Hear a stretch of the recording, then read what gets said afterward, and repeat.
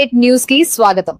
పశ్చిమ గోదావరి జిల్లా తణుకులో ఏరువాక పౌర్ణమి వేడుకలు ఘనంగా జరిగాయి. రాజ్యసభ సభ్యులు పాక సత్యనారాయణ, రాష్ట్ర అధికార ప్రతినిధి డాక్టర్ ముళ్లపూడి రేణుక ముఖ్య అతిథులుగా పాల్గొన్నారు.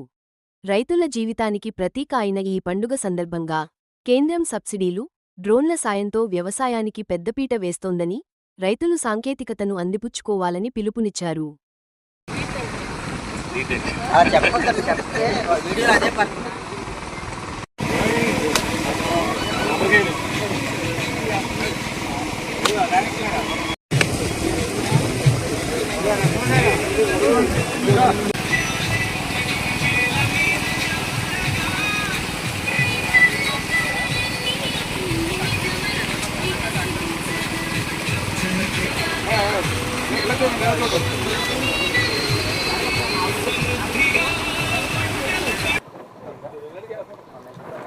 భారతదేశ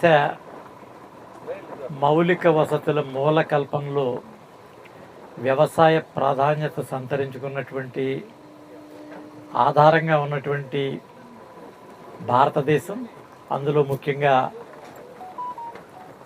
ఆంధ్రప్రదేశ్, మరి ముఖ్యంగా పశ్చిమ గోదావరి జిల్లా. ధాన్యాగారానికి పేరుగాంచినటువంటి పశ్చిమ గోదావరి జిల్లాకు సంబంధించినటువంటి తణుకు పట్టణానికి సమీపం ఈ యొక్క ఏరువాక పౌర్ణమిని పురస్కరించుకుని వ్యవసాయ పనులు ప్రారంభించేటటువంటి సందర్భంగా ఏర్పాటు చేసినటువంటి ఈ యొక్క సమావేశానికి ఇచ్చేసినటువంటి రైతు సోదరులందరికీ కూడా ముందుగా నా యొక్క నమస్కారాలు తెలియజేస్తూ, 2014లో నరేంద్ర మోడీ గారి నేతృత్వంలో ప్రభుత్వం ఏర్పడిన తర్వాత రైతు తన యొక్క ఉత్పత్తులకు రెట్టింపు ఆదాయాన్ని ఇవ్వాలనేటటువంటి ఒక సంకల్పం ఈ ప్రభుత్వం స్వీకరించినటువంటి తరుణంలో గిట్టుబాటు ధరను ఏర్పాటు చేసేయటం కోసం మొట్టమొదటిసారిగా కిసాన్ సన్మాన్ నిధి అనేటువంటి ఏర్పాటు చేసి దాదాపుగా సంవత్సరానికి 6,000 రూపాయలు సబ్సిడీకి నేరుగా రైతుల అకౌంట్లో వేసేటటువంటి మొట్టమొదటి ప్రక్రియ ఈ ప్రభుత్వం చేపట్టింది అనేటువంటి విషయాన్ని మీకు తెలియజేస్తా ఉన్నాను. ముందుగా 2, భారతదేశంలో ఉపయోగిస్తున్నటువంటి యూరియా ఏదైతే ఉన్నదో ఆ యూరియా యొక్క వినియోగం ఇంతవరకు కూడా జరిగినటువంటి పరిస్థితి ఏంటంటే, యూరియాని చల్లేటటువంటి ప్రయత్నం, చల్లినటువంటిది అది వేళ్ల నుంచి కాండం నుంచి తీసుకునేటటువంటి పరిస్థితి ఉండేది.